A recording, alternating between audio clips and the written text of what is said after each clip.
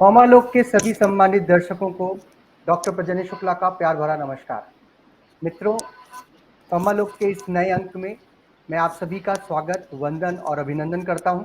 और जैसा कि आप सभी को ज्ञात है, विगत कई वर्षों से, विगत कई सारे एपिसोड से हम आपके सामने पौमा जगत में विद्यमान अनेकों मोतियों को चुन चुन कर सामने लेकर के आते हैं, जिनको उनके स्टूडेंट्स, उनके आसपास के लोग तो बहुत ही अच्छे से जानते हैं, लेकिन उनके काम बोल रहे होते हैं। हम सभी जब उनके बारे में जानते हैं तो हम विस्मित हो जाते हैं कि किस प्रकार से उन्होंने कितनी सारी चीज़ों को ध्यान में रखते हुए, कितनी सारी चीज़ों के साथ अपने आप को सामंजस्य बैठाते हुए कितने बढ़िया बढ़िया कार्य उन्होंने किए हैं। लेकिन हमारी आज के लोग, हमारे आज के बच्चे, हमारे आज के समाज में लोग शायद उन्हें उस प्रकार से नहीं जानते।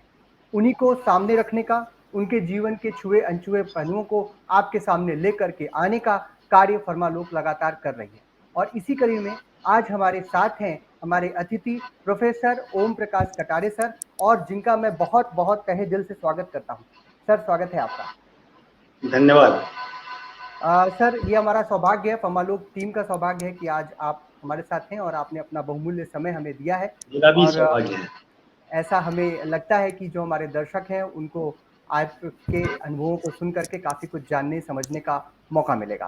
तो सर, इस कार्यक्रम की जो औपचारिक शुरुआत है उसको करने से पहले मैं चाहता हूं कि वैसे तो आपका जो परिचय है वो इतना बड़ा है कि मुझे शायद भागीरथ प्रयास करना पड़ेगा, तब जाकर के मैं कुछ शब्दों में उसे लेकर के आ पाऊंगा संक्षिप्त रूप में।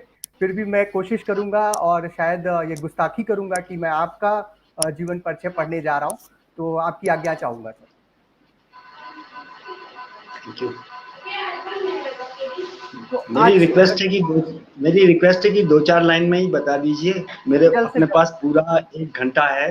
जी जी जी सर। तो हमारे दर्शकों के लिए मैं बता देना चाहता हूं कि आज के जो हमारे अतिथि हैं प्रोफेसर ओम प्रकाश कटारे सर, वो वर्तमान में professor university institute of pharmaceutical sciences Punjab university Chandigarh India में कार्यरत हैं। और सर ने अपना बी फॉर्म, एम फॉर्म तथा पीएचडी की जो डिग्री है सर की, वो डॉक्टर हरि सिंह गौर विश्वविद्यालय सागर मध्य प्रदेश से उन्होंने अर्जित की है। सर का स्पेशलाइजेशन फार्मास्यूटिक्स रहा है तथा पसंदीदा कार्यक्षेत्र सर के ड्रग डिलीवरी और liposome based nano technological industry oriented research रहा है। रिसर्च तो बहुत लोग करते हैं, लेकिन सबसे खास बात है कि सर का जो काम है वो रिसर्च तो है, लेकिन इंडस्ट्री बेस्ड है कि किस प्रकार से उसको हम लोग इंडस्ट्री में ट्रांसफर भी कर सकें। सर ने पूर्व में इसके अलावा काफ़ी सारे कार्य भी किए, जैसे कि वो director research promotion cell, chairman UGC CAS, dean faculty of pharmaceutical sciences Punjab university Chandigarh आदि पदों को भी सर ने सुशोभित किया। सर ने में Bayer's pharmaceuticals limited, Francis India group of companies, BN college of pharmacy Udaipur, KB institute of pharmaceutical education and research Gandhinagar Gujarat को भी अपनी सेवाएं दी। सर को एकेडमिक्स तथा इंडस्ट्री के क्षेत्र में 30 वर्षों से अधिक का भी समय और अनुभव प्राप्त है, जहां सर ने 13 रिसर्च प्रोजेक्ट में करीब 284 करोड़ के रिसर्च फंड सरकारी संस्थानों जैसे कि DBT, AICT, centre of excellence in medical biomedical education Punjab university, UGC, ICMR, DST और फार्मा इंडस्ट्री जैसे कि IPA, IPCA, life sciences, life care innovations, BDS industries आदि से प्राप्त किए। सर ने 19 पेटेंट फाइल किए, जिनमें से अब तक 7 पेटेंट ग्रांट्स हो चुके हैं, जो कि राष्ट्रीय और अंतर्राष्ट्रीय स्तर के हैं।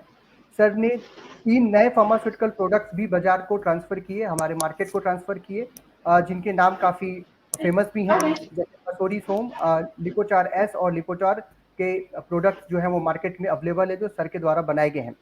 इन प्रोडक्ट्स के लिए सर को डीबीटी द्वारा tech transfer national award 2007 government of India, जो कि उन्हें भूतपूर्व और हम कह सकते हैं अभूतपूर्व राष्ट्रपति डॉक्टर एपीजे अब्दुल कलाम साहब के द्वारा उन्हें ये प्राप्त हुआ। सर ने 290 से अधिक रिसर्च पेपर्स विभिन्न जर्नलों में प्रकाशित किए, 5 सर ने बुक्स प्रकाशित की और 20 से भी ज़्यादा बुक चैप्टर्स भी सर ने डिफरेंट पब्लिशर्स के साथ पब्लिश किए। सर ने करीब 150 से अधिक कार्यक्रमों में अपने अनुभव तथा रिसर्च को लेक्चर्स के रूप में बच्चों के साथ, लोगों के साथ साझा किया। सर के मार्गदर्शन में 50 से अधिक छात्रों ने परास्नातक तथा 24 छात्रों ने पीएचडी की उपाधि भी हासिल की है। सर को देश विदेश में अनेकों सम्मान समय समय पर प्राप्त होते रहे हैं, जिनकी लिस्ट काफी बड़ी है। सर को इसके साथ ही साथ sir institutional animal ethical committee Punjab university के चेयरमैन भी रहे हैं और AICTE PGIMER centre of IAS competitive exams Punjab university, UGC centre for excellence in application of nano materials Punjab university में बतौर मेंबर भी रहे। इसके साथ ही साथ सर ने ढेर सारे और भी कार्य अनवरत करते रहे। तो आज हमारा सौभाग्य है कि सर का आशीर्वाद हम लोग को और हमारे सभी दर्शकों को प्राप्त हो रहा है। मैं सर का पूरा स्वागत करना चाहता हूँ। धन्यवाद। सर अगर परिचय पढ़ने में कोई गलती हुई तो क्षमा करिए। No no no not at all. आपने बहुत लंबा और बहुत कुछ कह दिया। छोटा हूँ मैं काफी। नहीं सर ऐसी कोई बात नहीं है। सर अब हम चाहते हैं कि हम अपने जो प्रश्नोत्तरी का सिलसिला है उसको शुरू करें और ये सिलसिला इस प्रकार से हम शुरू करेंगे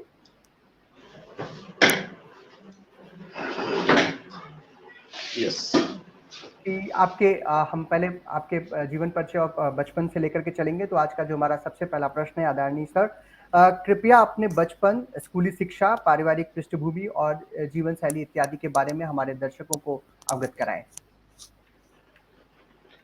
शुक्ला जी, पहले तो मैं हृदय से आभारी हूँ फार्मालोक, अमित झा एंड टीम, सभी लोगों का जिनने हमें ये मौका दिया अपने दिल की बात करने का।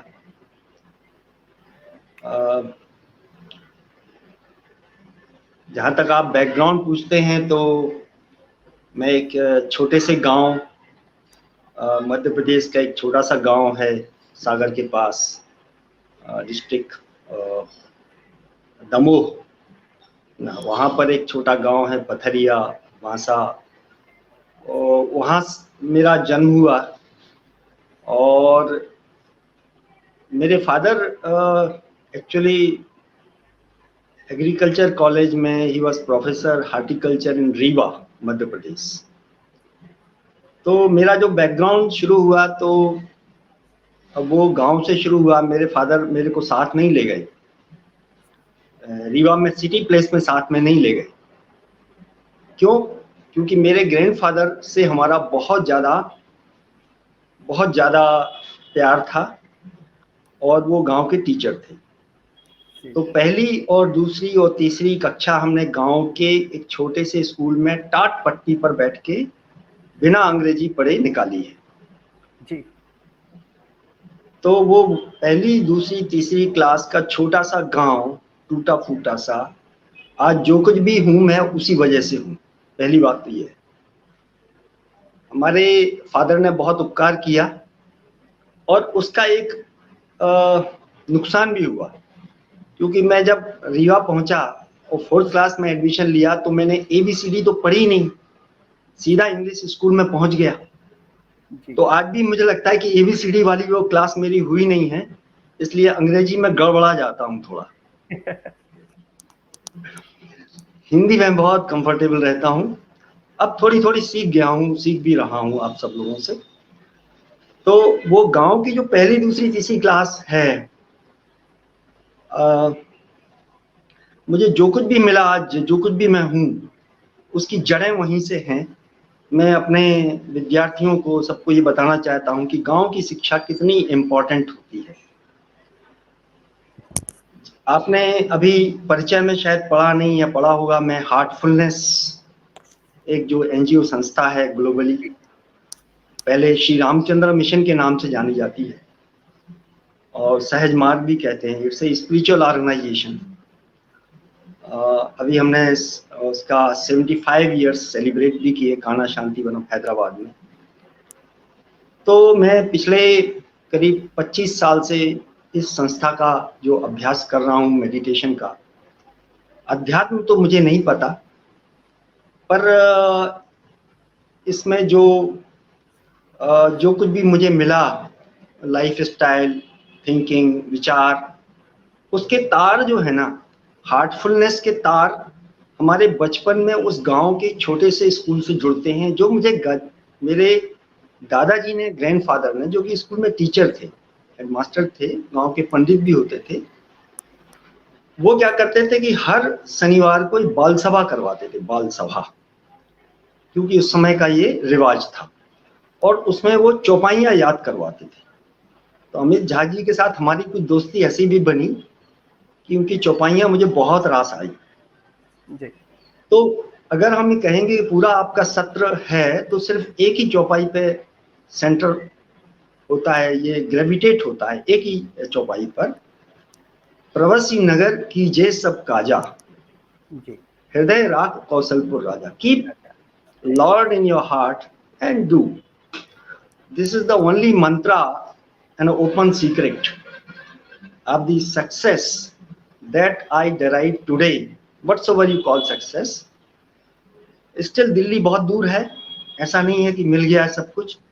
तो बचपन के इस पहली दूसरी तीसरी क्लास में जो मुझे रामचरितमानस की जो भाव मिले, जो मेरे चरित्र में जो उनने योगदान दिया, बहुत सी चौपाइयाँ हैं जो मुझे लगता है कि पर्सनालिटी डेवलपमेंट, हम पर्सनालिटी डेवलपमेंट को एक शब्द जो थोड़ा सा वैसा लगता है कि फेस मास्किंग है ना, बाहर से ओढ़ लो, दूसरे को कितना बेवकूफ बनाओ, चिकनी चुपड़ी बातें करो। Rather it should be inner persona, character. तो कैरेक्टर फॉर्मेशन और द पर्सनालिटी इनसाइट है ना, मनसा वाचा कर्मा, ये सब चीजें कहाँ से आएंगी, आज की एजुकेशन में मिसिंग है। Thanks to the national education policy they are talking about it कि हमें अपने रूट से जुड़ना है, जड़ों से जुड़ना है, अपने ट्रेडिशन से जुड़ना है। इमोशंस की शिक्षा कौन देगा? हमने अभी ये वाला जो एजुकेशन का ये वाला पार्ट है, लोग इसको धर्म ना समझें, अध्यात्म भी ना समझें, एक्चुअली ये फिलॉसफी है जी। पीएचडी करने के बाद में भी यदि बंदा ये ना समझे कि डॉक्टर ऑफ फिलॉसफी में फिलॉसफी वर्ड का क्या मीनिंग है, it's useless. Yes sir. So philosophy है जीवन का एक दर्शन शास्त्र है। तो उस पहली दूसरी तीसरी क्लास में जब मैं बहुत कुछ शिक्षा लेके आया तो मुझे अपने thanks to my grandfather was a role model, the great personality there, Pandit Nathuram Katare. Later on I was shifted to Riva, a wonderful place. I still cry, those days were a very, एक ही वहाँ रानी का school था, प्रवीण कुमारी पाठशाला, और उसके बाद में वहाँ जो कहानी चली तो 9th क्लास तक मैं वहाँ रहा रीवा में, और मुझे सिर्फ एक ही भूत सवार था कि मैं खिलाड़ी बनूंगा। और मैं वहाँ एग्रीकल्चर कॉलेज में और कोई वहाँ पे कोई पढ़ाई लिखाई नहीं, सिर्फ खेल खेलते थे, और क्रिकेट का और कोई भी गेम था, जब तक ये हफ्ते 2 हफ्ते में पेपर में नाम एक बार ना छप जाए कि आपकी कप्तानी में मैच जीता गया। सो वहाँ का जो बचपन का जो एक गेम्समैनशिप थी, स्पोर्ट्समैनशिप थी, वो आज भी मुझे लगता है कि I am playing sports in the pharmacy. So not only spirituality, philosophy, it's a sportsman gamesmanship that I learned in Rewa. Rewa से ट्रांसफर हो गया हमारे फादर का ग्वालियर। मुझे बहुत दुख हुआ क्योंकि मेरा वैसा खेल का माहौल नहीं मिला, लेकिन फिर वहाँ पता चला कि पढ़ाई का बहुत इम्पोर्टेंस है।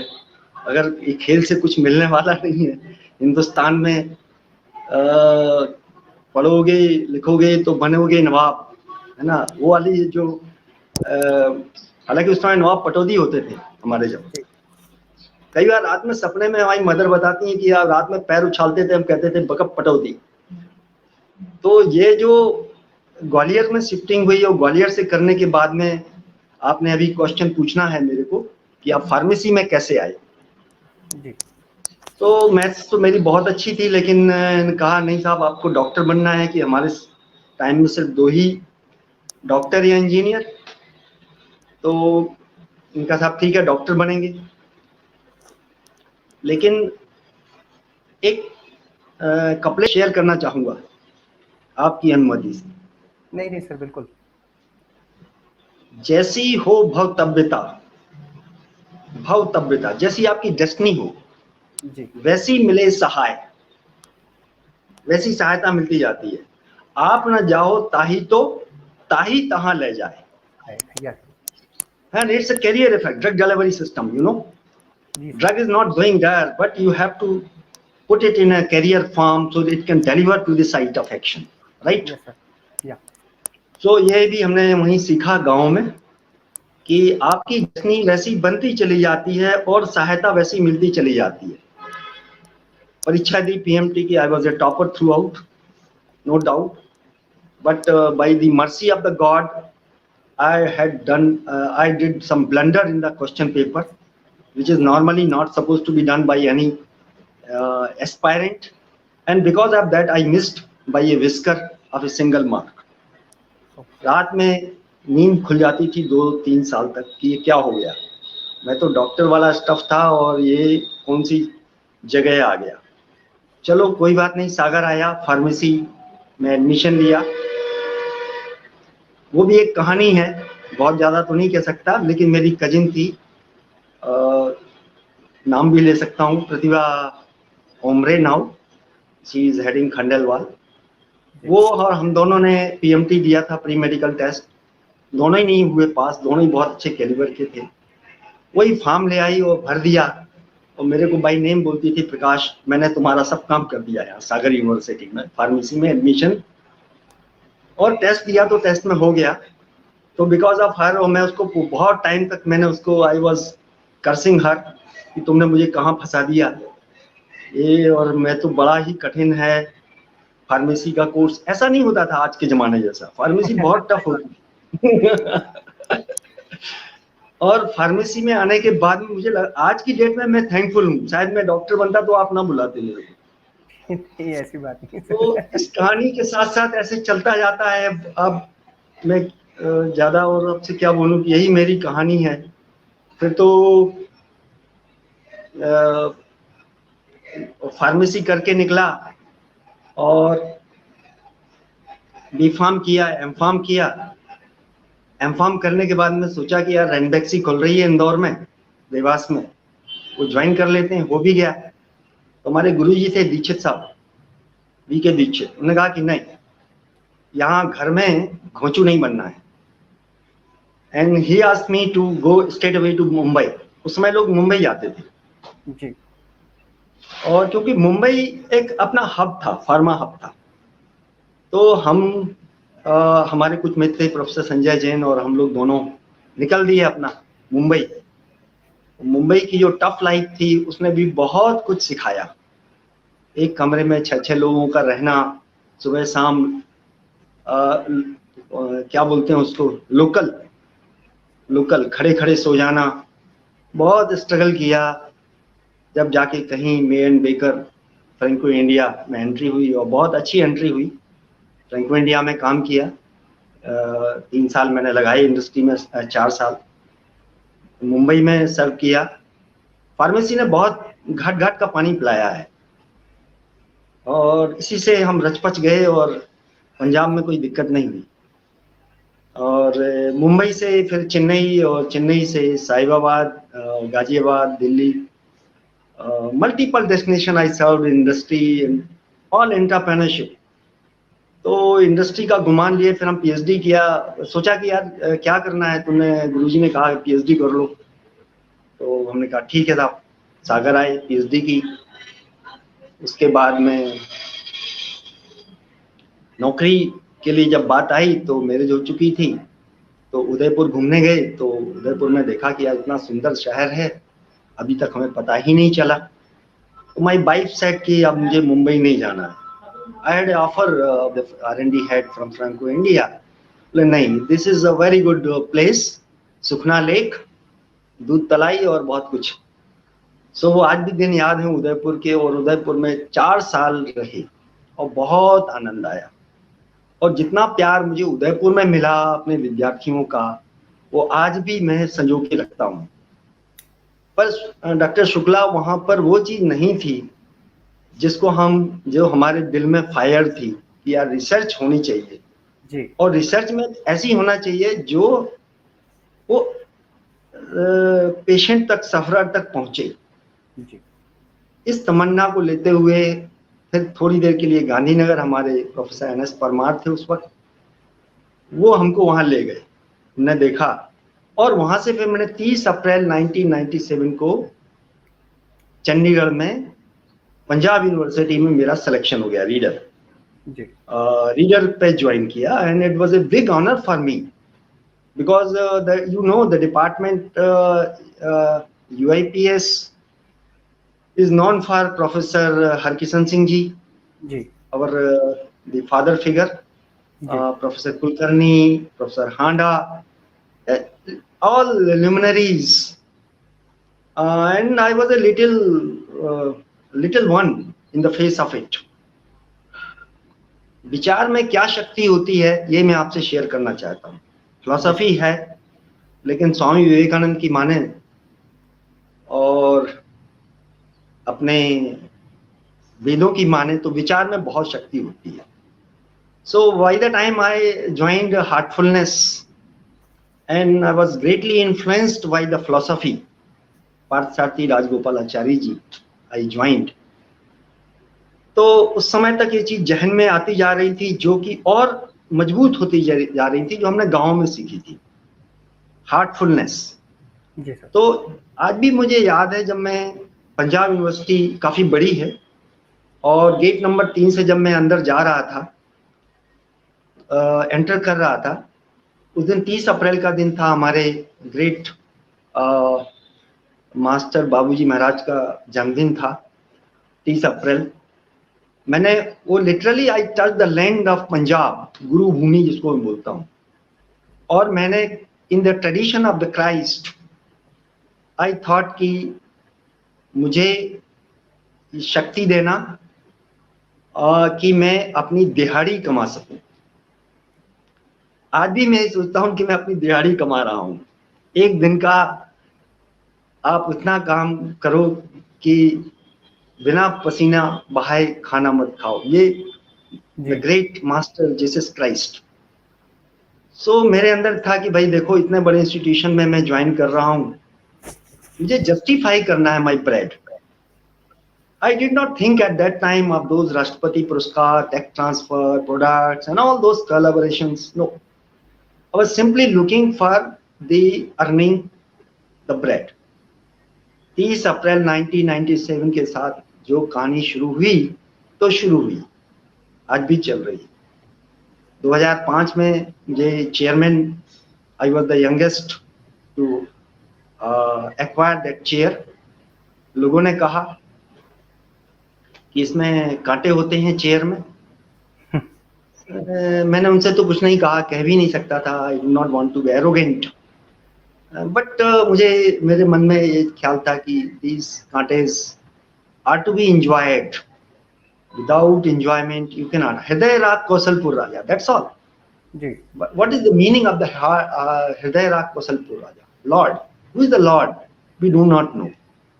We know the quality of the Lord, that is love. So प्रेम भरे दिल के साथ काम करो, और प्रेम के साथ ही काम करो. मैं बता रहा हूँ, 3 साल का वो समय था, मुझे कोई दिक्कत नहीं हुई, और मैंने आखिरी दिन तक उसको एंजॉय किया. बहुत सारी उपलब्धियां रही, आप पूछेंगे उस क्वेश्चन में तब बताएंगे. लेकिन वो जर्नी जो है ना, 2005 से 2008, फिर ऐसे चलती गई, और बहुत कुछ हुआ जो आपने अभी कुछ. फिर भी ऐसा कुछ नहीं है, दिल्ली अभी दूर ही रहती है, अभी ऐसा तो कुछ किया नहीं है. ऐसी कोई बात. This is my ligand. और मुझे एक चीज और मैं कहूँ कि मैं सागर में, चूंकि सागर में का माहौल आप जाने ना, सागर में हर कोई दादा होता है.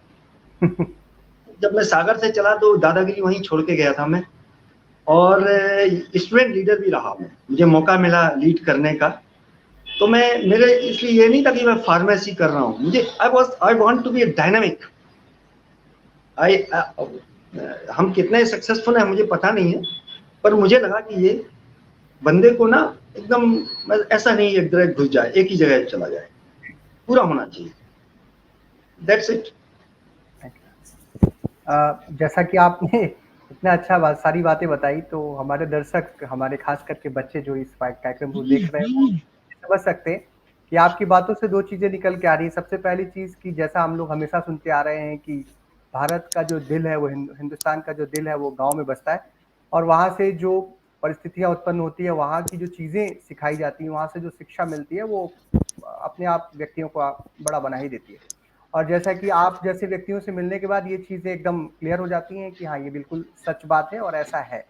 दूसरी चीज़, जैसा आपने कहा, आपकी बातों से पता चल रहा है कि जहाँ चाह है वहाँ राह। कई बार छोटी-छोटी चीज़ों से बच्चे घबरा जाते हैं, हम लोग किसी काम से मुँह मोड़ लेते हैं या डर जाते हैं। लेकिन अगर आप करना चाहें तो आपको ईश्वर या प्रकृति, जो भी हम शब्द देना चाहते हैं, वो हमें रास्ता दिखाता है। और फिर हम, आपने जैसा बताया कि लगभग पूरे हिंदुस्तान में घूमने के बाद आपको लगा कि आपको क्या करना चाहिए और आपने वो चीज़ ढूँढ ली जिसमें आपका दिल लगता था। और एक चीज़ और आपने कही कि सर, जो कुर्सियाँ होती हैं उसमें काँटे लगे होते हैं, तो कुछ लोग हैं जो कुर्सी ही चाहते हैं, उनके लिए भी आपने सबक दिया कि भाई कुर्सी में काँटे होते हैं, अगर काँटों से प्रेम कर सको तो कुर्सी पर भी ज़रूर बैठो। बहुत-बहुत धन्यवाद सर, बहुत ही अच्छे से आपने उत्तर दिया और बहुत सारी चीज़ें इसमें छुपी भी हैं। अब मैं अपने अगले प्रश्न की तरफ चलता हूँ, क्योंकि आपने फार्मेसी एजुकेशन के बारे में भी अपनी बातें हमारे दर्शकों तक पहुँचा दी हैं। तो हमें आपके द्वारा पता चला है कि आप जो है हार्टफुलनेस और योग से आपका संबंध काफ़ी पुराना चल रहा है, और आज जो हार्टफुलनेस का जो हमारा पंजाब का सेंटर है उसके आप एम्बेसडर भी हैं। तो आदरणीय सर, हमारे दर्शकों को बताएं कि ये जो अपने लक्ष्य हैं इनको प्राप्त करने के लिए आध्यात्मिक ज्ञान एवं क्रियाओं का कितना योगदान या कितना महत्वपूर्ण स्थान हो सकता है हमारे छात्रों के जीवन में या फिर किसी भी प्रोफेशनल के जीवन देखिए, पहले ही मैंने शुरू किया कि philosophy is very very important. Why we are actually हम लोग बहुत हम महान थे लेकिन अब नहीं है। भारत महान था लेकिन अब नहीं है। जी। स्वामी विवेकानंद, बौद्ध, महावीर, आप देखिए कि जितनी उच्च आत्मा थी वो यहाँ भारतवर्ष में जन्म लिया था। हमारी फिलॉसफी बहुत स्ट्रांग है, बहुत स्ट्रांग है, लेकिन somehow we lost our roots, philosophical roots. We are beating drums on the name of religions, even on spirituality. But actually हमारा जो कर्मयोगी का एक वो था आदर्श, कर्मयोगी, जिसके लिए अष्टांग योग पतंजलि महर्षि ने दिया। तो मैं चीजों को अलग अलग करके नहीं देखता हूँ। Career, life, everything, only different colors, but the single most color, एक ही कलर जो है सब कलर में है, वो है कलरलेसनेस। आप देखिए कि हार्टफुलनेस जो है, अध्यात्म जो है, जो फिलॉसफी है, उसको मैं फार्मेसी से कैसे रिलेट करता हूँ, लीडरशिप के साथ कैसे रिलेट करता हूँ, और आज मेरा वही मेन वोकेशन है। आप जब हम फार्मा की बात करते हैं तो लोग वेस्टर्न वर्ल्ड की तरफ देखते हैं। सिमिलरली जब हम शिक्षा की बात करते हैं तो हार्वर्ड और कैम्ब्रिज देखते हैं। जी। तक्षशिला, नालंदा, इनकी तरफ हमारी ध्यान नहीं जाता है। इसी तरह फार्मा भी हम लोग उधर देखते हैं। Who is the father of pharmacy? Who is the जनक of the medicine? A pharma student must answer, it is Dhanvantari, it is the Charak. Yes sir. जितनी भी हमारी जो सरपेंटाइना है वो प्लांट से ही आई ना, उन्हें नया तो कुछ नहीं है, रेफरेंस तो वहां था ना। सही बात। और हम लोग जड़ी बूटियों के लिए, अपनी धरोहर के लिए जाने जाते हैं। आज हम नैनो मेडिसिन के जमाने में नैनो टेक्नोलॉजी की बात करते हैं। क्या है, हम चरक के उस श्लोक को याद करते हैं जो 440 पेज नंबर पर दिया हुआ है। अल्पस्यापि महत्तम प्रभूत शाल्पक प्रयोत संयोग विशेष काल है युक्त भी। इस पूरे श्लोक में जो नैनो मेडिसिन, नैनो टेक्नोलॉजी है ना, वो बहुत छोटी रह जाती है। The meaning thereof, in a very small quantity, the drug can work wonders if it is properly combined with the excipients, processed properly, given the right conditioning, and with the right thought element, given in the right time, chronobiology, with the proper surrender mode। हमारे वैद्य जो होते थे, कितना importance था उसका। Thought का, विचार का, भाव का, वाइब्रेशंस पूरे चेंज करता है आपके। तो वो जो चरक ने जो श्लोक दिया, अगर आप कोई रिसर्च करें तो father of nano medicine, undisputed. So आप ये देखिए कि चरक को हम नहीं जानते, हमारे स्टूडेंट को बताना जरूरी है कि चरक हमारे रोल मॉडल हैं। चरक को क्या हम वैद्य समझते हैं तो गलती हो जाएगी। आर्यभट्ट को यदि हम वैद्य समझेंगे तो भी गलती हो जाएगी। आप ये बताइए कि ये लोग क्या गुरुकुल फार्मेसी की शिक्षा करने के लिए गए थे? मुझे तो नहीं लगता। पहले हमारे यहाँ गुरुकुल इसलिए होते थे कि जीवन की शिक्षा को लें। लाइफ का क्या पर्पस है? Life is a research project. उसमें हमारा पर्पस क्या है? स्वामी विवेकानंद सेठ कि हम लोग डोंगी की तरह बरसाती पानी में घूम रहे हैं, जिधर हवा चली उधर चल दिए, उद्देश्यहीन। पहले ऐसा नहीं था। राजा जनक, अष्टावक्र, कितने एग्जाम्पल्स हैं। शिक्षा का मतलब ही क्या था? अब राजा जनक की बात जैसे दिमाग में आ गई। What was the education in those time? आप एक वो कहानी सुनी होगी, जब वो कोई उनके पास गए, राजा जनक के पास शिक्षा लेने, तो उन्होंने कहा कि क्या है शिक्षा? तो उन्होंने कहा कि साहब आप दिया में तेल रखो, जलाओ और पूरे शहर का चक्कर लगा के आओ। और पूरे शहर में उन्होंने पूरे रंग बिरंगे नाटक, गाने वाने सारे कर रखे थे और तेल का दिया ना गिरे।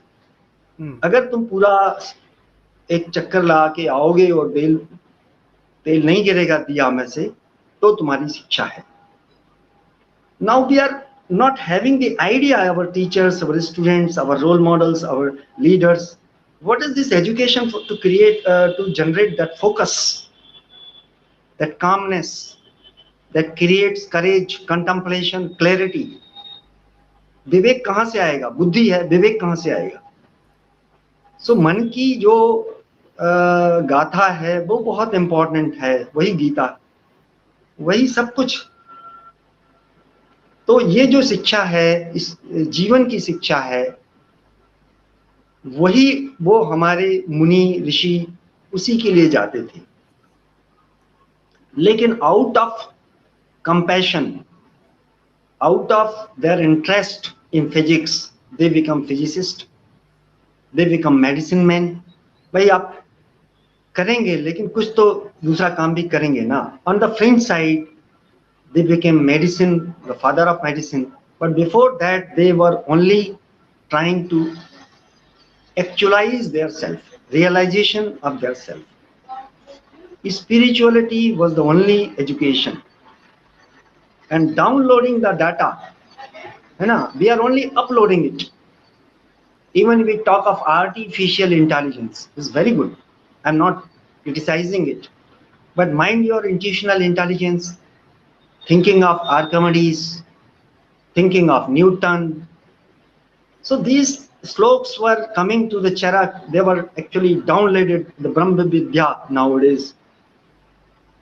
तो ये वाली शिक्षा कौन देगा शुक्ला जी ना? ये बताइए, इसके बारे में तो हम बात ही नहीं करते, और हम बात करेंगे तो उसको दकियानूसी तरीके से जोड़ दिया जाता है।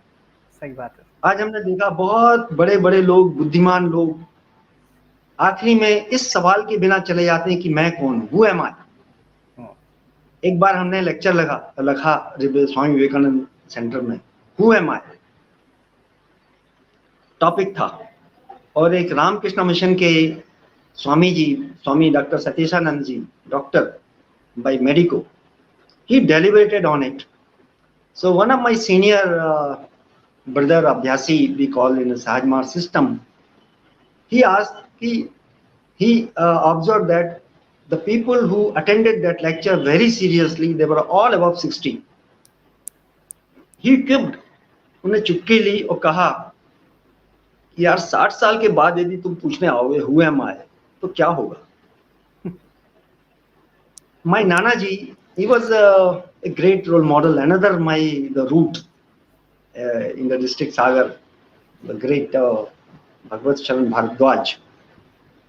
Actually, he guided me for, he pushed me towards spirituality. और उन्होंने एक चीज कही थी कि बेटा, अध्यात्म जवानी का खेल है, बुढ़ापे में कुछ नहीं हो सकता, सिर्फ ब्लड प्रेशर न पाया जा सकता। तो हम इसको बहुत छोटा समझते हैं और दकियानूसी समझते हैं। अरे जीवन का खेल खेलना है, कुरुक्षेत्र है ये, आपको कर्म योगी बनना है, पुरुषार्थ, हम लोग इसके लिए जाने जाते थे। अब हम लोग उन चीजों का मायना, उन शब्दों का मायना भी खो चुके हैं। धर्म तो एक करप्टेड वर्ड हो गया। धर्म, धर्म का मतलब ढपली बजाना। अध्यात्म का मतलब Ram Rahim. What is this? And when we talk of a guru, the people will take in their mind the image of Ram Rahim, Asaram जी। अरे हमने कहा भाई, पंजाब में बैठे यहाँ गुरु नानक देव भी हुए हैं जी। कितने सारे गुरुओं की भूमि है, उस तरफ आपका ध्यान नहीं दिया जाता है। सारे गुरु थोड़ी ना ऐसे होते हैं, और हम और आप भी तो गुरु हैं, सारे थोड़ी ना करप्ट हो जाएंगे। जी। गुरु बिन ज्ञान न हो तो गुसाई। तो Indian culture is always focused on gurudom. गुरु, गुरु शिक्षा, गुरु गोविंद दो खड़े, ये सारी शिक्षाएं ना हमारी गायब हो गई हैं। लोगों के दिमाग जो है ना, खुलने की जरूरत है। Opening the mind in a very scientific way, in a very logical way. So heartfulness is not an option. Spirituality is not an option. I don't say heartfulness. I say any such philosophy which actually push you towards the realization yourself. But एक बात मैं जरूर कहूँगा कि nano technology का तकाजा है कि जितना छोटा होगा, जितना हल्का होगा, जितना सरल होगा, उतना ही पावरफुल होगा। शीतल सरल सहज सुख राशि, ईश्वर अंश जीव अविनाशी। तो ये नैनो मेडिसिन ने सिखाया, नैनो टेक्नोलॉजी ने सिखाया, और महात्मा गांधी ने सिखाया कि विचार इतना सूक्ष्म होगा उतना ही पावरफुल होगा। जहां काम आवे सुई, क्या करे तलवार। सो क्रेन से सुई को नहीं उठाया जा सकता है। तो जो शिक्षा है हमारी अध्यात्म की भी शिक्षा है, वो सरलतम होनी चाहिए। ये मैंने हार्टफुलनेस से सीखा है। तो एक जटिल प्रश्न एक सरलता के मोड में, आज 25 साल हो गए, मुझे लगता है कि Heartfulness is not an option. If you are aspirant, you must explore. Very, very simple guidance, and the purity weaves the destiny. That is our call. So मैं थैंकफुल हूँ शुक्ला जी, आज की डेट में हमारा हार्टफुलनेस, जैसा आपने मौका दिया परिचय देने का, 160 कंट्रीज में है, और जाति, धर्म, देश, इन सब से अलग है। Actually humility, purity, simplicity, these are our gods, godly characters. और इसमें एक ही integrity of the humanity, because we are all connected by heart. It is the heartfulness, is the connection by the heart, because heart is our religion, heart is our God. And heartfulness is the practice. तो वो आपको आपके अंदर से आपका परिचय कराना और अपनी क्षमताओं को बाहर लाना, self exploring your self development, not personality development, self development of your inner self, that is the biggest education. All these things, time management, multiple tasking, courage, fearlessness, they all come because now you are keeping Lord inside. हृदय राग कौशलपुर राजा, हनुमान जी को किसका क्या डर था? क्या वो arrogant थे, दादागिरी दिखाते थे किसी को? ऐसा तो नहीं था। हनुमान, हनु का मतलब हनन और मान का मतलब ईगो।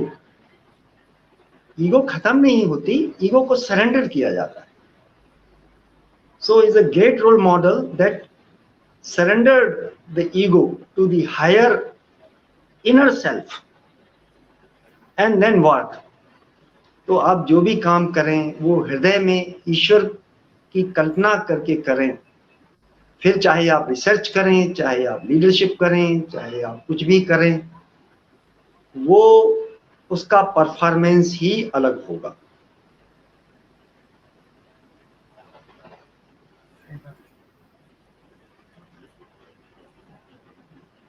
बहुत ही अच्छा जवाब दिया सर आपने। और जैसा आपने कहा कि ये कोई शिक्षा का पार्ट नहीं है, ये हमारे अंदर का पार्ट है, इनर, हमारी इनर जो चीज़ें उनको जगाने का चीज़ है। तो आध्यात्म हो या आध्यात्मिक क्रियाएं हो, उनके बारे में तो हम सभी साथ में ही रहते हैं और उनको किसी गलत मैनर में नहीं लेना चाहिए, जैसा कि अभी आपने बताया। और ये शायद जो है हमारे दर्शक इसको बेहतर तरीके से अब समझ रहे होंगे और इस पर भी कार्य करना चाहेंगे और शायद एक बेहतर इंसान बनेंगे पहले, उसके बाद ही फिर कुछ और कर पाएंगे। बहुत ही अच्छा सर जवाब आपने दिया। अब हम चलते हैं अपने अगले प्रश्न की तरफ और आते हैं वापस से फार्मास्यूटिकल साइंसेज में। तो आदरणीय सर, आप फार्मा इंडस्ट्री के साथ काम कर रहे थे और बहुत सारे शोध आपने किए, जैसा कि अभी आपने आपके जो परिचय में पढ़ रहा था वहाँ हम लोग देख रहे थे। और आपके शोध योगदानों के साथ शिक्षा के क्षेत्र में बहुत सारे उत्कृष्टता आपने प्राप्त की। आपको टेक ट्रांसफर के लिए राष्ट्रपति पुरस्कार से भी सम्मानित किया गया। हमारे दर्शकों को अपने इन महान उपलब्धियों के बारे में बताएं सर।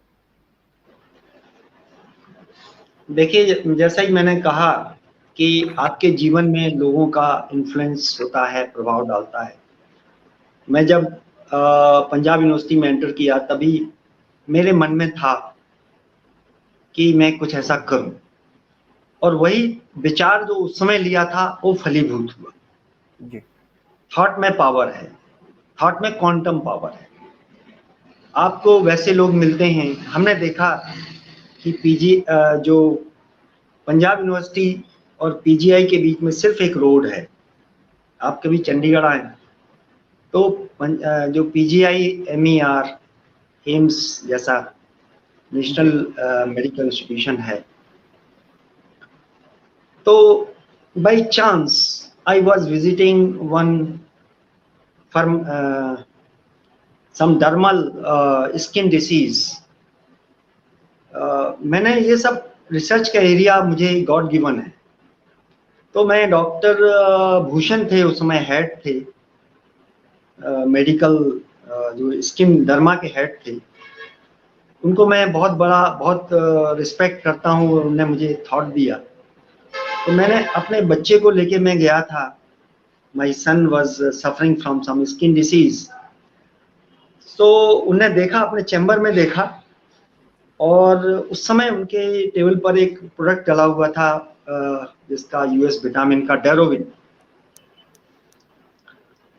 तो वो कहने लगे, डॉक्टर साहब आप फार्मेसी से हैं और फार्मुलेशन से हैं, फार्मास्यूटिक्स से हैं, इस डेरोविन का क्यों नहीं कुछ करते? हमने कहा सर क्या करना है? बोले बहुत ही बढ़िया ड्रग है डाइथेनॉल, लेकिन ये पेशेंट को हम यूज नहीं कर पाते because of high irritancy, burning and staining. तो अच्छी ड्रग होते हुए भी are not able to use it, but you are a formulator. तो मैंने सोचा कि sir let me try, very humbly I said. अब ये इसके ऊपर इतनी रिसर्च हुई है, मैंने बाद में देखा 2000 पेपर थे, काफी पेटेंट थे, काफी ग्रुप डिस्कशन थी। एक जर्मन रिसर्चर ने उसके ऊपर लिखा था कि मुझे नहीं लगता कभी डाइथेनॉल का कुछ हो सकता है, क्योंकि इसकी रिटेंसी ही इसका एक्शन का कारण है। मैंने because of its free radicals it is able to kill those targets. तो वही बात है कि पहलवान से आप कहो कि गुस्सा नहीं करना है और लड़ना है, तो कैसे लड़ेगा? Anger is must for him. So this angry molecule is very difficult to manage. चलो मैंने कोशिश किया। एक मेरे विद्यार्थी थे doctor Ravindra Agarwal, now he is heading McLeod. वो मेरे साथ उदयपुर से ही मेरे पीछे पीछे आ गए थे, कहने लगे सर मैं भी पीएचडी करूंगा, फर्स्ट पीएचडी स्टूडेंट। मैंने कहा रवीन करो यार, कोई बात नहीं है, आप हम और आप दोनों उदयपुर वासी हैं, राजस्थान से हैं।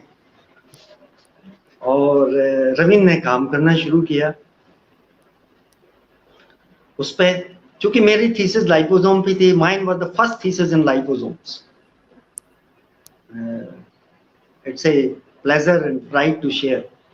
उसके पहले लोगों ने लाइपोसोम पे काम करके छोड़ दिया था और करते नहीं थे सागर यूनिवर्सिटी पर। मेरे गुरुजी थे डॉक्टर प्रोफेसर व्यास, उनने काफी हिम्मत दिलाई। उनके साथ मैंने सीखा कि वो काफी डेयरिंग थे, और डेयरिंग उनका ये था कि हमारे पीछे बैकिंग देते थे, गुरु का इंपॉर्टेंस होता है। और दीक्षित जी थे जो थे वो काफी लविंग थे, लविंग है वो था, तो they are my mentor for career. और उनने वहां से मेरे को बहुत डांट दिखाई कि कटारे जी आपको कुछ करना है वहां जाके पंजाब यूनिवर्सिटी में। व्यास जी ने तो यहाँ तक कहा कि वहां आपको कुछ करके दिखाना है और लाइपोसोम पे काम करना है। मैंने कहा कि सर यहाँ तो काम करने की बड़ी मुश्किल है, लोग कहते हैं लाइपोसोम तो फट जाते हैं, और लाइपोसोम पे आप काम कैसे करेंगे। मुझे बहुत लोगों ने हतोत्साहित किया। गुरुजी कहते रहे भाई देखो अंधों को आईना बेचना होता है तो ऐसे ही करना होता है, be courageous, humbly courageous, no? I was not arrogant. I was accepting everything, whatever being told to me. But inside, heartfulness, my humble efforts paid. And Ravindra ने उस पे लाइपोसोम पे जो काम किया, बेचारा दिन रात काम करता था. And within 3 years, his PhD was complete. I am happy to share. लोग लटकते फटकते रहते हैं 5-6 साल तक. जी. तो फिर जब दोबारा हम गए डॉक्टर भूषण के पास में दोबारा, तो डॉक्टर भूषण ने बुलाया अपने रेजिडेंट को, अभी Saraswat, doctor Abhi Saraswat, he is a leading skin doctor in Lucknow. जैसे बोलते हैं ना सूरज की तरह है वो, उस समय वो रेजिडेंट थे। मैं अभी रह रहा हूँ, अभी सेड यस सर, कटारे साहब का जो फॉर्मुलेशन है कैसा काम कर रहा है? He said excellent. You know the vibrations in that excellent is still resounding, sounding and resounding, echoing in my ears. My toe was up, still they are up. So this story, success story of diethanol, an idea clicked in the classroom teaching. You know when जब आप पढ़ा रहे होते हैं तो ईश्वर आपको thought देता है जी। जब मैं स्ट्रगल कर रहा था तो मुझे एक विचार आया कि यार ये डाइथेनॉल है ना, गुस्सा बहुत करता है ड्रग, इसके गुस्से को कंट्रोल करने के लिए हम क्यों ना liposomes otherwise a delivery tool to deliver amphotericin B और doxorubicin into the target site. तो टॉपिकल एक्सटर्नल प्रिपरेशन पे उस समय इतना कुछ था नहीं, था लेकिन इतना कुछ किसी को ध्यान नहीं था। तो मैंने सोचा ये एंटीऑक्सीडेंट है लेसिथिन, पढ़ा रहे हैं आप physical pharmacy second year third year को, क्यों ना इसको यूज किया। तो academic idea came into research and then I asked Raveen to work on this, though we had a very tough time to arrange materials and all that things and to determine their entrapment efficiency and all, and we could produce, we could reproduce, we could match the standards.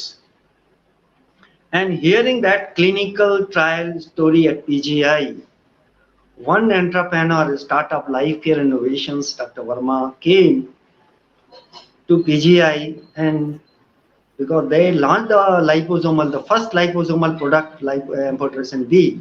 अभी तो काफी मारामारी थी उनके product के लिए, black fungus में सभी लोग लाइफ केयर को ढूंढते थे, और उन्हें मेरा प्रोडक्ट को स्केल अप करने की ठान ली। आसान काम नहीं था स्केल अप करना। शॉप फ्लोर पे गए, आप जानते हैं घर में चाय बनती है 1 कप, और शादी में जब वो 1000 कप बनती है तो बहुत मुश्किल होता है ना जी। तो एक ड्रग को स्केल अप करना लेकिन उसके बाद में बहुत सारे students, doctor Rajeev Khurana, now Lupin, Neha, now in Australia, and Dr. Kesar Raza, and all, they worked very hard. Shukla ji, by the grace of the God, uh, I have 30 PhDs around. Yes, sir. And I am so happy that all are doing very well, exceedingly well. तो वो कहानी वहां से रविंद्र अग्रवाल से शुरू हुई. तो first PhD thesis project turn into the commercial, clinically usable. तो लोग, वो कौन सी पिक्चर आई थी आपको याद होगा ना, दुल्हन वही, कौन सी पिक्चर थी वो, दुल्हन वही, दुल्हन वही. तो रिसर्च वही जो मार्केट में आए, है ना. जी जी. रिसर्च वही, उसी तर्ज पर मैं सोचता हूँ कि ऐसा ही माइंडसेट होना चाहिए कि यार रिसर्च करो तो ऐसी करो. हमारे प्रोफेसर थे, senior professor, untimely death, his people found that the whole कमरा वाज फुल ऑफ पब्लिकेशंस. तो लोगों ने कमेंट किया कि उनके पब्लिकेशंस को तो दीमक तक ने नहीं खाया, पर दीमक के काम में भी नहीं आई. तो ऐसे publication are very important. No, I am not, मेरा बात का मतलब गलत ना लगाया जाए. Publications, exploratory research is very important, पर वो रह गई वहीं पे. तो क्या फायदा हुआ? गवर्नमेंट का करोड़ों रुपए खर्च हो गया, अरबों रुपए खर्च हो गया. That's why our Modi government, they are very concerned about this. यार आपने किया क्या? रिसर्च की, वो बाहर नहीं आई. तो हम लोग तो फार्मा में है ना, अप्लाइड साइड में है. केमिस्ट्री और बॉटनी से उम्मीद थोड़ी ना करेंगे आप. नहीं. केमिस्ट्री का काम है, बॉटनी का काम है, वो बायोफिजिक्स का काम है, बायोकेमिस्ट्री का काम है, वो करेंगे. लेकिन हम लोग फार्मा में होते हुए भी उसको कन्वर्ट ना कर पाए, है ना. इट्स लाइक ए पेनाल्टी खाना, है ना. आपके सामने बॉल बना के दी जाती है, आपको हिट करना है. So on the applied side it is our Dharma, particularly in pharmaceutics formulations and talking about. तो वही मेरे दिल में जो तमन्ना थी, और वो ईश्वर ने उसको ग्रांट किया. मेरी तो कोई कुवत नहीं थी, मैंने तो प्रेफुली काम किया, और सारी अड़चनें, बाधाएं वो पार होती गई. और एक दिन ऐसा आया जब उस रिसर्च को लेके कलाम साहब ने बुलाया होटल अशोका में, और अवार्ड भी दिया, और मोटिवेशंस के लिए, अपने इन्वेस्टर्स के लिए एक लिफाफे में रख के 1 लाख रुपए भी दिए, चेक. मुंबई ताज में भी बाद में 2012 में एंड्रू विट्टे, जीएस के चीफ ने बुलाया, उनने भी लिफाफे में 1 लाख रुपए दिया. उसके बाद में अवार्ड्स मैंने मांगे नहीं कभी. नहीं सर. वो मिलते गए तो मैंने स्वीकार किया उनको.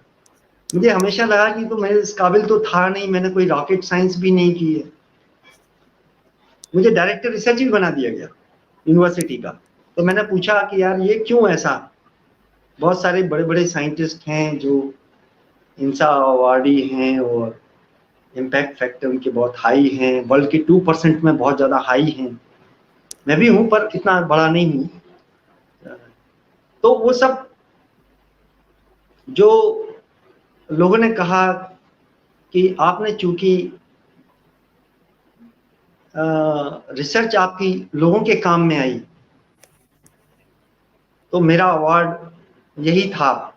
और इसके लिए मैं कितना थैंक यू बोलूं. अभी मेरा एक प्रोडक्ट लॉन्च हुआ, इप्का कंपनी ने इटोवा एलपीजेन लॉन्च किया, और अभी उसका स्टॉक खत्म हो गया विद इन अ मंथ.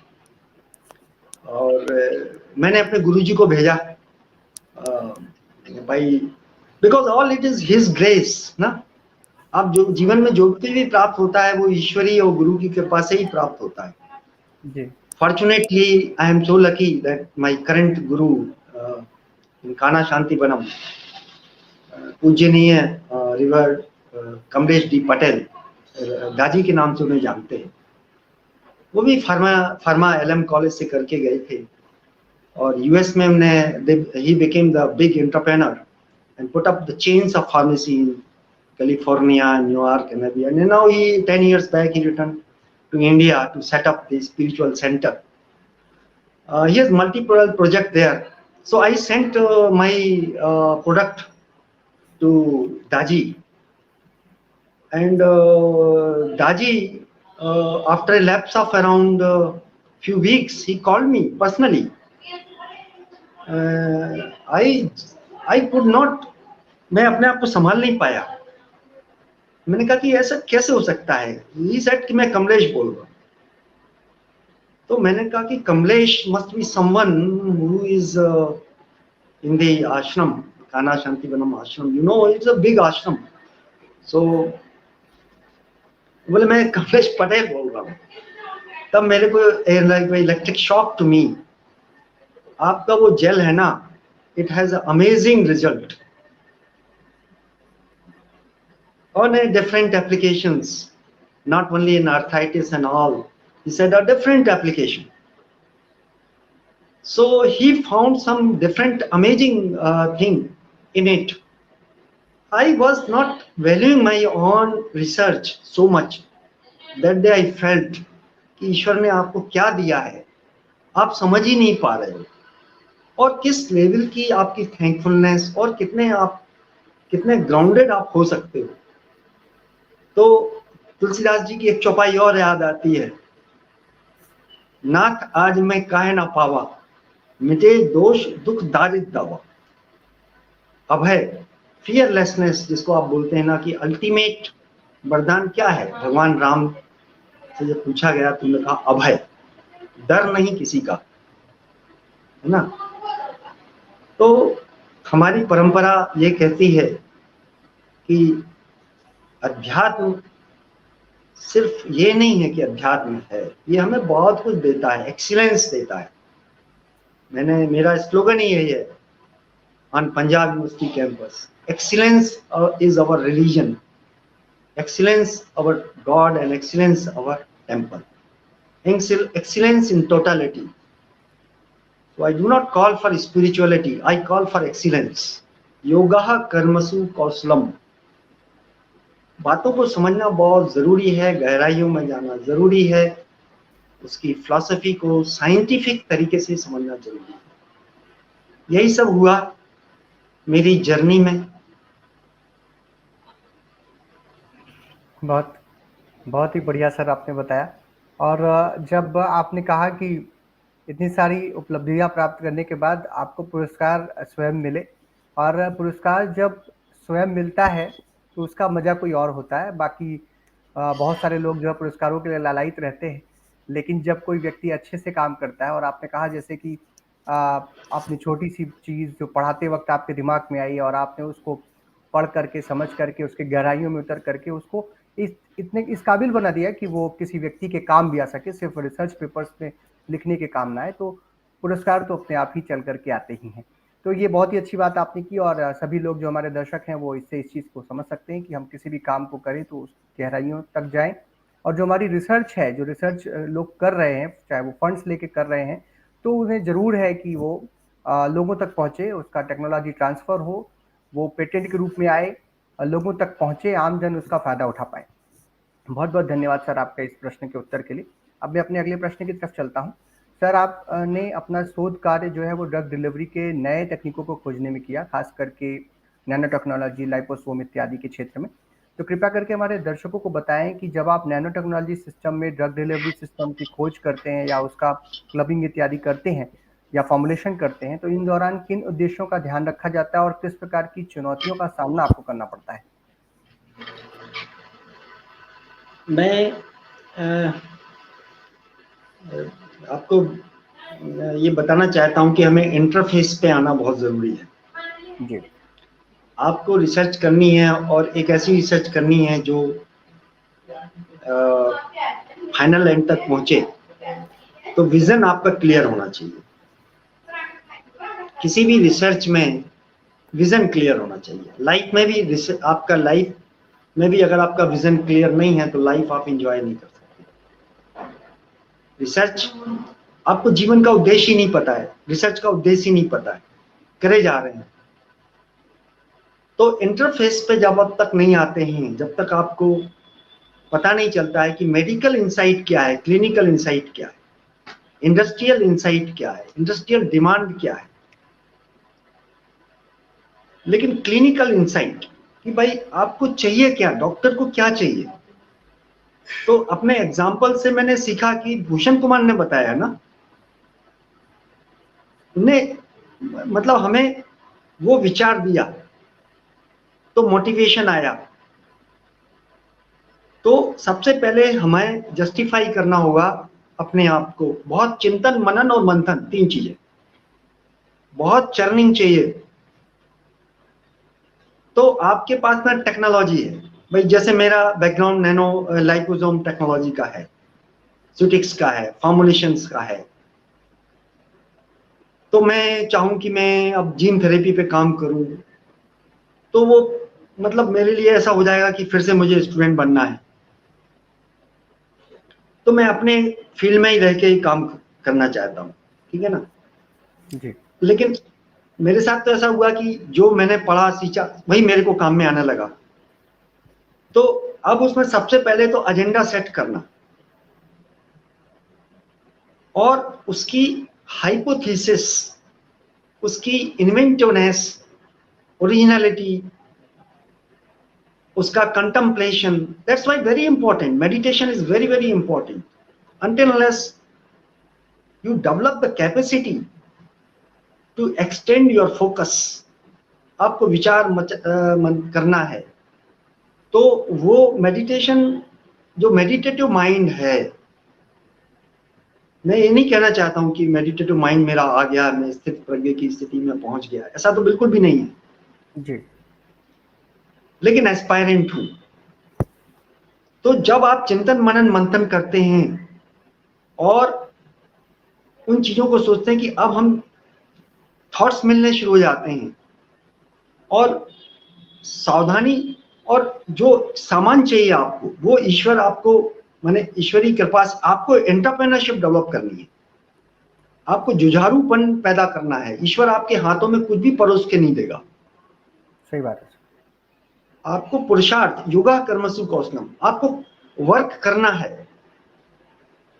तो आपको चीजें जुटाना, आपके पास में चीजें हैं भी कि नहीं है। अब मैं एक अपना एग्जांपल मैं सेट करूं, तो आपके पास में रिसोर्सेज नहीं होंगे तो आप क्या करेंगे। मैं उदयपुर में बीएन कॉलेज में क्यों नहीं कर पाया ये सब, मैं सागर में भी नहीं कर पाया फ्रेंकली स्पीकिंग, लेकिन दिल में तमन्ना थी कि नहीं यार मुझे कुछ करना है। तो वो वहां से मेरा रास्ता वहां से चलते यहाँ आ गया। वो सब फिलॉसफी है, ऐसा जरूरी नहीं है कि हर किसी के साथ में वैसा हो सके, क्वेश्चन हो सकता है, लेकिन ईश्वर आपको चीजें दे देता है, ऐसा नहीं है। आपको सारी चीजें यहाँ पे भी मुझे चीजें मिलती चली गई, वो मटेरियल भी मिला, वो चीजें भी मिली, साथ भी मिला, रिसोर्सेज भी मिले, लोग भी मिले, और सब चीजें होती चली गई, स्केल अप भी हुआ। तो कोई एक चीज नहीं है, इस बास्केट में बहुत सारी चीजें आपको चाहिए, इसके बावजूद भी एक्स फैक्टर बन जाता है। X factor, what is X factor? I tell you what is X factor. Interesting है। जब भरी सभा में हमारे पूज्य हरकिशन सिंह जी से पूछा गया कि साहब चंदोनियम आयन जिसके लिए आपको प्रधानमंत्री ने भी सम्मानित किया, पूरा राष्ट्र आज उसके लिए सेलिब्रेट करता है, ओनली सिंगल एंटिटी, ये बाजार में क्यों नहीं आ पाई? क्लिनिकल में पास होने के बाद भी, इतने ऊंचे तक जाने के बाद में भी, तो उन्होंने यही कहा कि he saw sky towards the sky and said X factor। Chandrayaan भी फेल हुआ, चंडोनियम आयन भी फेल हुआ बिकॉज ऑफ दिस। चंडोनियम आयन और चंद्रायन में भी पता नहीं चला, एक्स फैक्टर ही था। बहुत से ड्रग्स वहां जाके WHO तो अप्रूवल के बाद में भी फेल हो जाते हैं, एक्स फैक्टर। ये सब एक्स फैक्टर्स जो है ना, ये आर्टिफिशियल इंटेलिजेंस कई बार इसको कवर नहीं कर पाता है। नॉन टेंजिबल डेटा है जो छुए ही नहीं जा सकते, IR NMR। तो अब इसका तो कोई जवाब नहीं है, लेकिन वही बात है कि अध्यात्म के साथ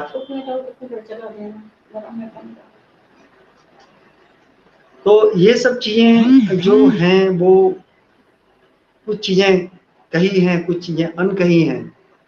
लेकिन जहां तक आपकी बात है, तो जब तक आप अपने माइंड के ऊपर काम नहीं करेंगे, अपने आप को जैसा इंटेलेक्ट है वैसे ही उसी के साथ काम करेंगे, वही है ना कि चाकू को धारदार नहीं बनाएंगे आप, तो कैसे चलेगा। एक किसान 6 घंटे 7 घंटे कुल्हाड़ी रगड़ता है ना। हम लोग इतने अलूफ हो गए हैं, हम लोग उन चीजों की कीमत ही नहीं करते हैं। Keeping all those jealousy, competitiveness, इतने सारे नेगेटिव इमोशंस रख के फिर भी हम खोजी करना चाहते हैं अपने आप को। Difficult, you can not collaborate. आज की एजुकेशन पॉलिसी कहती है कोलैबोरेशन। अरे आप कैसे करोगे, एक दूसरे को मुंह तो देखते नहीं हो।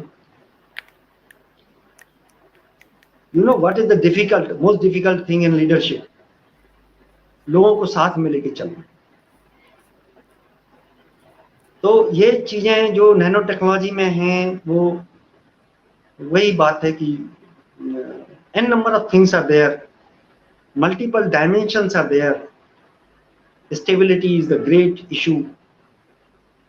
Abhi last few months back when we were scaling up in Baddi industry, this product, another product we have launched, Polytrex Gel, from topical methotrexate.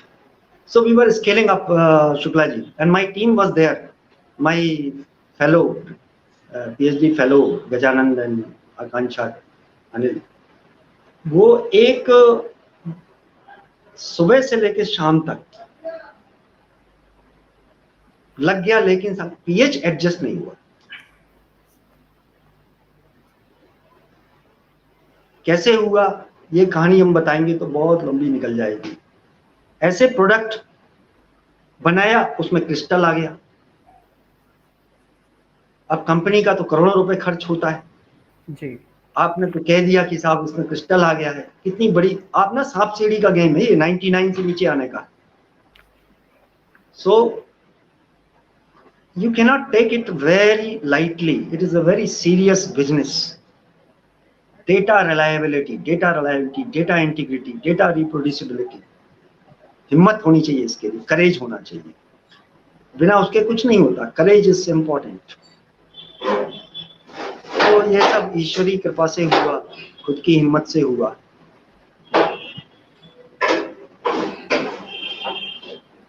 सही बात है सर। तो जैसा कि आपने बताया सर, जब हम कोई काम करने चाहते हैं तो काफ़ी चीज़ों की उसमें रोक पड़ती है, और एक्स फैक्टर जो है वो वहाँ रहता है। तो इसलिए जो है इससे घबराने या उसकी बात नहीं है। आपको या हर व्यक्ति को जो है इस प्रकार से कार्य करते रहना चाहिए कि ताकि वो सफलता तक पहुँचे, और उसमें ईश्वरीय कृपा भी ज़रूरी है, जैसा कि आपने कहा। तो अब हम अपने अगले प्रश्न की तरफ चलते हैं। जैसा कि मैं अभी आपका परिचय पढ़ रहा था और सभी लोग को मालूम है कि आपको सर्वश्रेष्ठ पेटेंट का भी पुरस्कार प्राप्त हुआ है। तो मैं जो नए स्कॉलर्स हैं, जो रिसर्च स्कॉलर्स हैं, जो इस समय कार्य कर रहे हैं, और आज आप देख रहे हैं आसपास बहुत सारे लोग जो हैं पेटेंट फाइल भी कर रहे हैं। तो ये जो पेटेंट फाइल करना या जो अपना नया शोध वर्ष है इसको पेटेंट के रूप में लेकर के आने की प्रक्रिया किस प्रकार की होती है? कृपया हमारे दर्शकों को इसके बारे में मार्गदर्शन करें। पेटेंट जब मैं पेटेंट के लिए एस्पायरेंट नहीं था, लेकिन जब वो प्रोडक्ट बन गया तो पेटेंट फाइल करने की सोची, तो उसमें दिमाग ही लड़ाया, कंटम्पलेट किया। तो सोचने की क्षमता बहुत इंपॉर्टेंट है उसमें। सबसे पहली जो रिक्वायरमेंट है, आपको बहुत ज़्यादा उसमें you have to be voracious reader and thinker. critical thinking, analytical thinking, NEP talks about is very for the first step. आपकी अगर स्ट्रॉन्ग हाइपोथेसिस नहीं है तो आप पेटेंट कैसे करोगे जी? आप कितने भी पब्लिकेशन कर लो, लेकिन पेटेंट करना आसान नहीं, क्योंकि पेटेंट के लिए आपको तोड़ना है कटिंग एज। तो hypothesis, inventiveness inventiveness, and courage is very important. Industry अगर आपके साथ आ जाती है तो नथिंग लाइक इट। बट मैंने ऐसा देखा है कि लोग पेटेंट से डरते हैं, वो एक डर ही है जी। लेकिन पेटेंट अकेले से कोई फायदा नहीं है, पेटेंट जब तक प्रोडक्ट में नहीं आता है। जी, सही बात है। अभी मैं एक पेटेंट ऑफिसर को सुन रहा था एक सेमिनार में, इंडिया के पेटेंट ऑफिस में वो काम करते हैं, तो उन्होंने एक डेटा रखा कि करीब 100 जो पेटेंट्स फाइल होते हैं पूरे साल भर में, उससे टेक्नोलॉजी ट्रांसफर में केवल 3% ही पहुंच पाते हैं, बाकी 97% जो है वो टेक्नोलॉजी में ट्रांसफर्स नहीं होते हैं। तो उसका कारण जो आप कह रहे हैं बिल्कुल सही बात हो सकती है कि जो सोच है, जो एनालिटिकल सोच है कि किसी चीज़ को किस प्रकार से हम धरातल पर लेकर के आएंगे अपनी रिसर्च को, शायद वहाँ पर हमारे रिसर्चर्स थोड़े से ढीले पड़ जाते हैं या उसमें ट्रेमेंडियस एफर्ट की जरूरत पड़ती है, वो एफर्ट कहीं कम पड़ जाता है। जैसा कि आप कह रहे थे कि 7-8 घंटे तक लगातार कुल्हाड़ी को रेता जाएगा, तब जाकर के वो काटने के काम आएगी। तो इसी तरीके का कुछ कार्य हमारे दर्शकों को भी, जो भी हमारे रिसर्च स्कॉलर सुन रहे हैं, उनको इस पॉजिटिव वे में लेकर के इसको चलना चाहिए। सर, आपने काफ़ी सारे फंड्स भी प्राप्त किए सरकारी संस्थाओं से भी और फार्मास्यूटिकल इंडस्ट्री से भी, तो हमारे दर्शकों को बताएं कि शोध अनुदान के लिए प्रस्ताव लिखते समय हमें किस प्रकार की चीज़ों का ध्यान रखना चाहिए, कौन प्रकार की या किस प्रकार की जो हमारी सावधानियां हैं उनको बरतनी चाहिए। किसमें शुक्ला जी, क्या जो शोध प्रस्ताव लिखते हैं, शोध प्रस्ताव जो ओके, देखिए रिसर्च प्रपोजल एक्चुअली वही है कि सारी चीजों की जड़ वही है कि it should so frame that it attracts. तो आपकी थ्रस्ट एरिया कौन सा है, एजेंसी कौन सी है जी, उसकी क्या डिमांड है, और आपके पंच लाइंस क्या हैं, आपके डिलीवरेबल्स बहुत इंपॉर्टेंट है, उनमें क्लैरिटी होना चाहिए कि डिलीवरेबल्स क्या होंगे। एक सरल सी बात यही कहेंगे, आप पेटेंट कैसे बनाएंगे उसका, और पेटेंट से प्रोडक्ट कैसे बनेगा। और मतलब जो हम ये नहीं कह रहे हैं, बहुत सारे लोग एक्सप्लोरेटरी करेंगे तो उसमें प्रोडक्ट नहीं बनेगा, फार्माकोलॉजी वाले प्रोडक्ट नहीं बना पाएंगे, है ना, लेकिन उसमें पंच लाइंस तो होंगी ना। For example, you are working on skin disease and you are thinking only of skin, and someone comes, no, liver is important, then it's a cutting edge.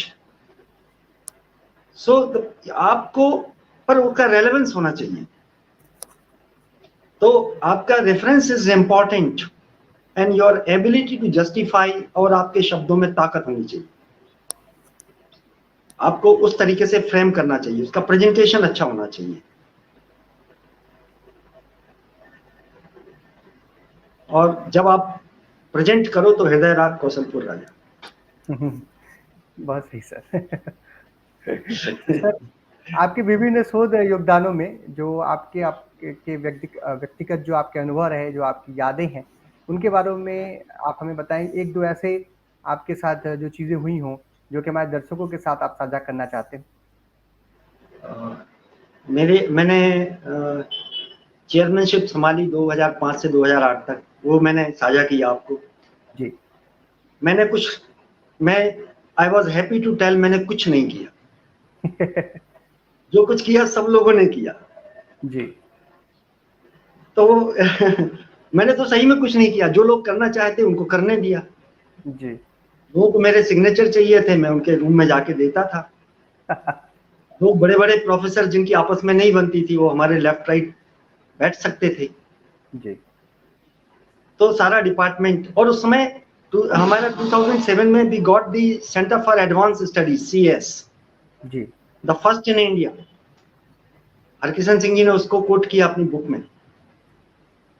तो CS हमारा फर्स्ट 1 करोड़ रुपए का grant मिला जी। DST fist ले by, बहुत सारा infrastructure, बहुत सारा पैसा। हमारे मित्र प्रोफेसर जो सही बात करना की हिम्मत जिनमें होती है, वो कहते हैं कि भाई उस समय पैसा बहुत आया, इंफ्रास्ट्रक्चर भी हुआ। सभी लोग नहीं कह सकते, इतना करेज नहीं होता है जी। लेकिन कुछ लोग ऐसे हैं जो उस चीज को सेंस करते हैं, बोलते भी हैं। मेरा उसमें कोई घमंड नहीं है, पर जो हुआ सो हुआ, यूजीसी एनआरसी चल रहा है, 5 करोड़ रुपए का ग्रांट मिलता है। न्यूक्लिएशन मैंने किया, बाद में दूसरे चेयरमैन ने उसको शेपिंग किया, डिलीवर किया, और आज की डेट में हमारा सेंटर बहुत अच्छा चल रहा है। तो यूआईपीएस ने, मैंने यूआईपीएस उसके पहले जब मैंने संभाली थी चेयर तो लोग कहते थे यार ये तो सबसे सीधा बंदा है, कैसे काम करेगा। तो सागर से मैं बहुत कुछ लेके आया था और बहुत कुछ हुआ। उसके बाद मैं डायरेक्टर रिसर्च बना, कोई दिक्कत नहीं हुई मेरे को। 2 साल में मैंने राज किया, राज नहीं किया मतलब लोगों को राज करने दिया। और 188 कॉलेज मेरे अंडर में थे, 78 डिपार्टमेंट थे, मैंने बहुत सारे एमओयू साइन किए, और मेरा स्टाफ, मुझे सिर्फ इशारे से काम हो जाता था, और बहुत से प्रोफेसर मित्र वो पहले से ही काम करके ले आते, कहते मुझे लगा कि आपको शायद ये आप बोलेंगे मेरे लिए। जी जी। So the work was very lovingly, और आई वाज हैप्पी। तो मुझे डीन भी बना मैं, सब कुछ मैंने पंजाब यूनिवर्सिटी में, पंजाबियों ने मुझे बहुत प्यार दिया ना। और मैंने आज तक मैंने पंजाबी नहीं सीखी अभी तक। मेरे मित्र प्रोफेसर भूप कहते हैं कि मैं एक ही जगह, साडा दिल बड़ा है, बस नहीं सीख पाया। लेकिन मैं आज पंजाब का हूँ, मैं बड़े अच्छे गर्व के साथ कहता हूँ मैं पंजाबी हूँ। जी सर, बिल्कुल सही पंजाबी बात पना कही। नहीं, पंजाबियत। पंजाबियत अच्छी चीज है। तो सर, जैसा कि आप कह रहे हैं, जो भी लोग हैं अभी आगे बढ़ रहे हैं वो ये चीज सीख सकते हैं कि जब एक पूरी टीम काम करती है, हमारे साथ के सभी लोग काम करते हैं, तो अपने आप काम अच्छा हो जाता है। और हमारे द्वारा अच्छा किया हुआ काम, अगर हम अच्छा काम करते हैं तो ऑर्गेनाइजेशन का फायदा, और अगर ऑर्गेनाइजेशन अच्छा करता है तो हमारा फायदा। ये दोनों चीजें लगातार जुड़ी रहती हैं, और ये हमारे साथ के लोग हमारे साथ चलें, हम उनको अपने साथ लेकर के चलें, तो बेहतर नतीजे जो हैं वो हम प्राप्त कर सकते हैं। बहुत ही अच्छे और सरल तरीके से आपने सर ये बात सभी दर्शकों तक पहुंचा दी। अब मैं अपने अगले प्रश्न की तरफ चलता हूं, जो कि आज हमारा सेकंड लास्ट क्वेश्चन है। आदरणीय सर, आपके जो कार्यकाल थे उस दौरान आपने विभिन्न पदनामों, बहुत सारी जिम्मेदारियों और बहुत सारे योगदान आपने दिए। जैसा कि आपकी जो सीवी है वो बहुत बड़ी है, उसको हम एक किताब के रूप में तो देख ही सकते हैं। जब हम लोग उसे पढ़ रहे थे तो कौन से प्रश्न डालने हैं, क्या आपको दर्शकों को कितनी जल्दी में, कितने कम में बता पाऊंगा, काफी सारी चीजें उसमें देखने को मिली। लेकिन अब आपसे हम जानना चाहते हैं कि इसमें आप क्या कहना चाहेंगे, इस अपने इतने सारे जो वर्षों का, आपका जो 30 वर्षों का अनुभव है, इसमें आपने विभिन्न क्षेत्रों में कार्य किया, इंडस्ट्री से लेकर के, एकेडमिक से लेकर के, रिसर्च से लेकर के, टेक्नोलॉजी ट्रांसफर से लेकर के, आपने डीन इत्यादि सब कुछ किया, उसमें आप कुछ अपने अनुभव हमसे साझा करें। भाई सुबह उठो आप जल्दी और ध्यान करो, मेडिटेशन करो, अपने आप से, अपने खुदा के साथ उसको कनेक्ट करो, है ना, इंटीरियराइज करो, प्रसन्न मुद्रा में आओ, सरलता में आओ, सहजता में आओ, लोगों को एक्सेप्ट करो, उनको वो जैसे हैं उनको वैसा ही एक्सेप्ट करो। अगर वो बेईमान है तो वेलकम, ईमानदार है तो वेलकम, जो कुछ भी है वो है, हमें उससे कोई मतलब नहीं। तो जिस दिन ध्यान आप नहीं करते उस दिन जरूर झटका लगता है, क्योंकि अंदर का ईश्वर साथ नहीं देता है। सब चीजों की एक ही कुंजी है, अब आप समझ ही गए होंगे जी। तो ये लीडरशिप वगैरह लोगों ने बहुत हवा बना दिया है। हम कहते हैं कि लाल बहादुर शास्त्री की फोटो सामने रखो, लीडरशिप करो। जी। क्या किसके लिए कैम्ब्रिज और हार्वर्ड थोड़ी ना जाना है आपको? रविन्द्रनाथ टैगोर को, गुरुदेव को क्यों नहीं देखते आप? कलाम साहब को क्यों नहीं देखते? तो बड़े बड़े स्कूल, मैनेजमेंट के स्कूल, ये वो, प्यार प्रेम, है ना, जो love is the ultimate weapon, है ना। अगर दिल में प्यार है तो सब कुछ है जी। कोई बड़ा नुस्खा नहीं है, इसका फार्मूला नहीं है कि आपको बहुत मेहनत करना पड़े। आप मीटिंग में जाते हैं, 10 लोग आपकी बात इशारों से ही समझ जाते हैं, क्योंकि आप वाइब्रेशंस हैं आपके, ना। तो कुछ नहीं है, सिर्फ आपका सेल्फ है, इनर सेल्फ डेवलपमेंट है। कोई जादू की कोई भी चीज नहीं है। आपको दिक्कतें आनी है तो आनी है, उन्हें हंस के झेलना है। बहुत से हुआ ऐसे, बहुत सारी चीजें आई मेरे साथ, मुझे बहुत जगह से चैलेंजेस मिले, सीबीआई से भी चैलेंज मिला, हंसते-हंसते झेल गया मैं। अल्टीमेटली सत्यमेव जयते होता ही है, कविता जी। भी लिख डाली मैंने।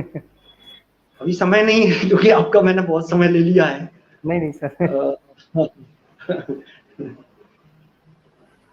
सर तो फिर आज के हम अपने आखिरी प्रश्न की तरफ चलते हैं कि सर आप जो हमारे फमा लोग के सभी श्रोता हैं, उनको एक क्या संदेश देना चाहेंगे?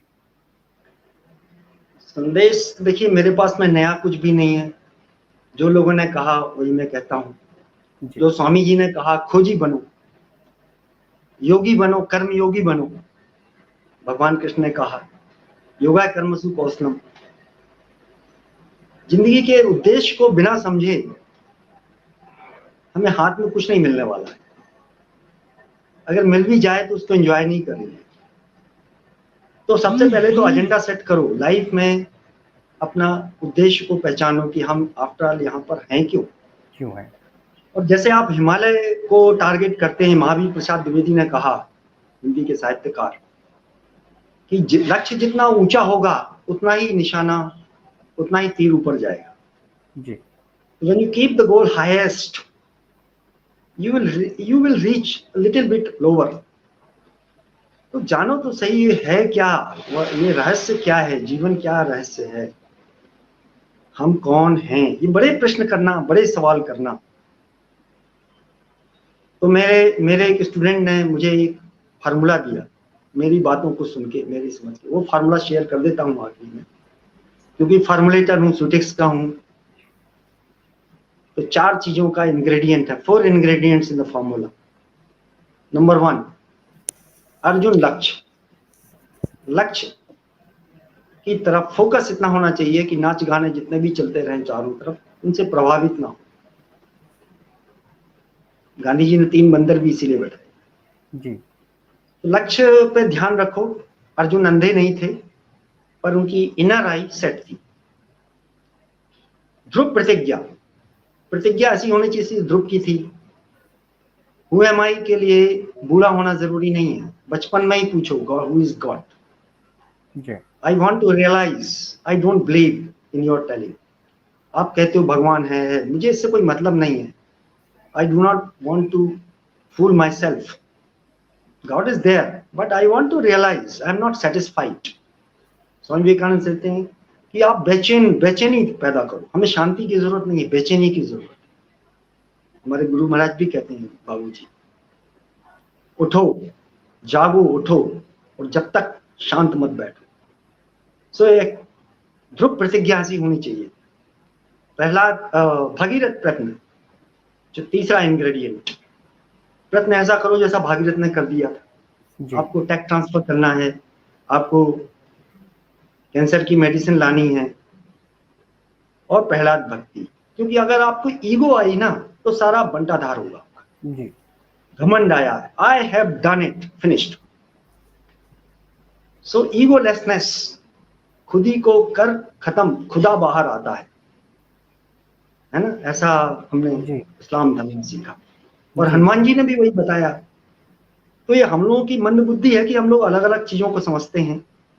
अलग कुछ भी नहीं है, सारी फिलॉसफी एक ही जगह जीरो डाउन होती है, वो है नथिंगनेस पे, जीरो पर। तो हम कुछ नहीं बने तो सब कुछ बन जाएं। तो humility is the extreme, humility is very very important. Whether you talk research, leadership, excellence, सबका न्यूक्लियस एक ही है, सबकी धुरी एक ही है।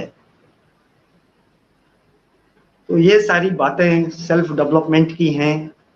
Ultimately explore your self, develop your inner self, so that you can work in perfection.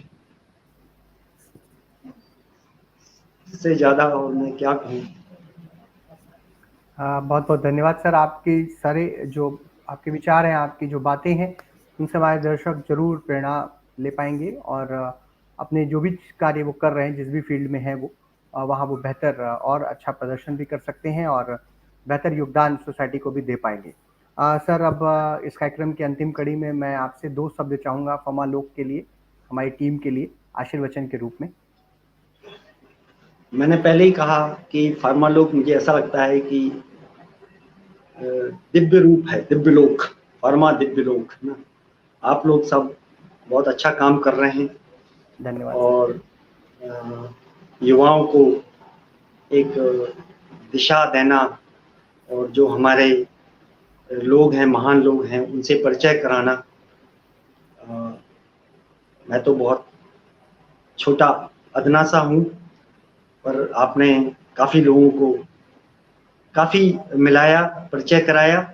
निश्चित रूप से वो एक कॉन्फिडेंस जो चाहिए, सेल्फ कॉन्फिडेंस उनको मिला होगा। और फार्मा लोग के लिए मेरी हृदय से दुआएं हैं कि आप ऐसे ही हृदय से काम करते रहें। मन को लोग बहुत महत्व देते हैं, लेकिन हृदय, हार्ट के ट्रेजर को लोग नहीं एक्सप्लोर करते। So heartfulness is all about exploring your resources of the heart. There is a brain in the heart. Yes sir. So दिलो दिमाग जब एक हो तो दिल से बात होती है, दिल से ही काम होता है। हर काम दिल से करो, आप दिल से काम कीजिए, ईश्वर जरूर आपकी सुन रहा है। ईश्वर को बाहर नहीं देखना। हरि व्यापक सर्वत्र समाना, प्रेम ते प्रगट होई न जाना। So don't think he is miles away. He is here, very much here in my heart. तो उसको खोजें कहाँ? बाहर खोज लेंगे तो अध्यात्म का तकाजा है। उन चीज़ों को समझना, उनके शब्दों को गहराई में जाना बहुत इम्पोर्टेंट है।